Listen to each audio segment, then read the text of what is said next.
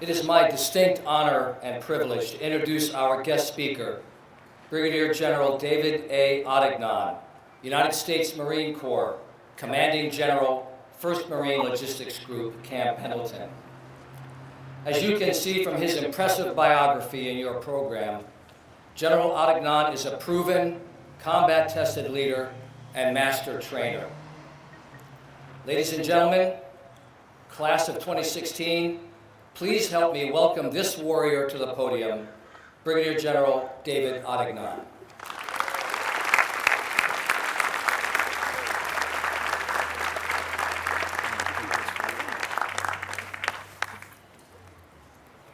Good afternoon, ladies and gentlemen. What a pleasure to be here with you this afternoon and with this graduating class that's got so much energy that I can see that you are ready to go. This clearly is a momentous occasion. It's been marked by 4 years of rigorous education, mentoring, and leadership. And I think all of us can agree that they are absolutely ready to go. I think they're ready for the next challenge in their lives. And I know that you are all anxiously awaiting to graduate. I just watched my oldest daughter graduate high school last Thursday night, and she confirmed what I suspected, that the last thing you need this afternoon is a lengthy speech by me about lofty goals. Because the reality is, I don't think you're going to remember it. But I do think you'll remember when you come up on this stage and receive your diploma. And that is the most important part of today. But if you'd indulge me for a moment, let me make some brief remarks. A majority of you are going to attend college or a university of higher academics. Maybe some of you will have interest in serving your country. I know, we know, that you are not ordinary men. You are special, and you are unique, and you're talented, each in your own right. The country needs men like you with honor and character to lead, to make the world a better place. And I challenge you to continue that race. This is not the finish line. Seek opportunities to serve your community, your government, or your country. Now more than ever, the country needs leaders, regardless of profession, collectively to serve our citizenry, so that our country remains what Ronald Reagan once said, the shining city on the hill. And as you depart this academy, you've been given a unique gift that in some cases maybe has yet to reveal itself to you. But if you continue what was taught here, it will set you apart, and that is your character. Since 1910, this institution has played a significant part in educating and building leaders for this great nation. From your parents, from your teachers, from your faculty, and from your commandant. Where'd you go, Mike? There you are over here. From your commandant. You've been forged in a warrior spirit, and you've been educated to prepare yourself for higher academics, and you've been mentored in positions of leadership to challenge you. And it's very clear to me that you are a very part of a very tight community. All this towards the development of your character. Now let me read you a quote from the famous 1960s Green Bay Packer coach, Vince Lombardi. He gave this speech in Ohio in 1970. But remember that will is character in action. If we can create something, we must be something. This is character. Character is higher than intellect. Character is the direct result of mental attitude. A man cannot dream himself into character. He must hammer and forge himself. He cannot copy someone else's qualities. He must develop them for his own, to fit his own personality. And we should too remember that there's only one kind of discipline, and that is perfect discipline. As a leader, you must enforce discipline, maintain discipline, otherwise you will fail. Leadership lies in sacrifice, self-denial, love, fearlessness, and humility.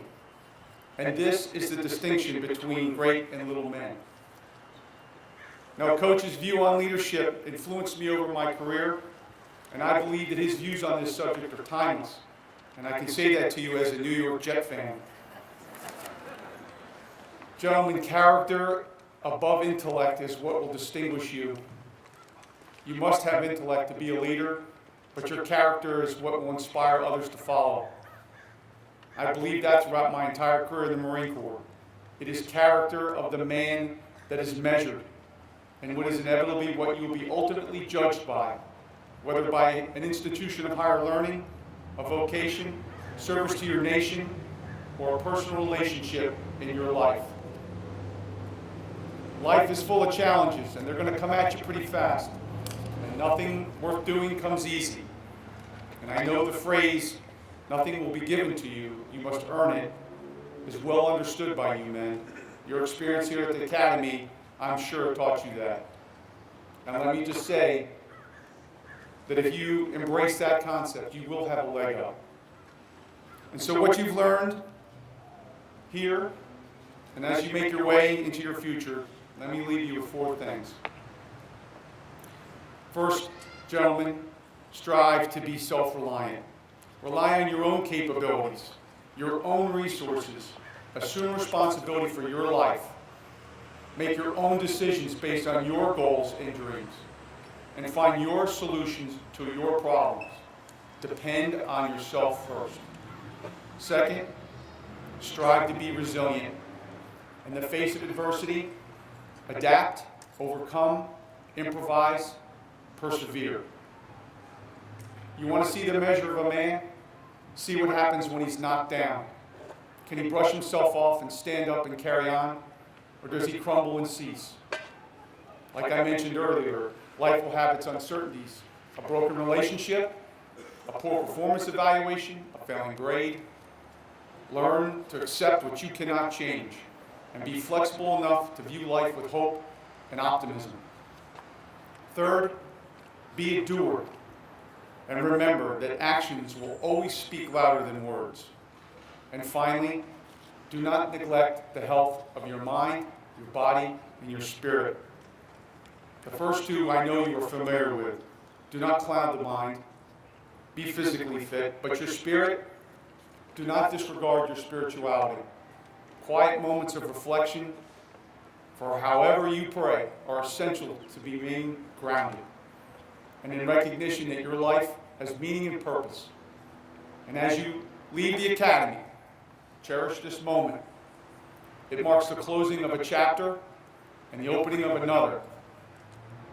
And I hope that it means a commitment to the lasting friendships that you've had and that will last you for a lifetime. And oh, by the way, be sure to hug your mother and father very, very tightly because they love you and they are absolutely proud of you. I wish you much success. You've been expertly equipped to tackle the challenges that lie ahead.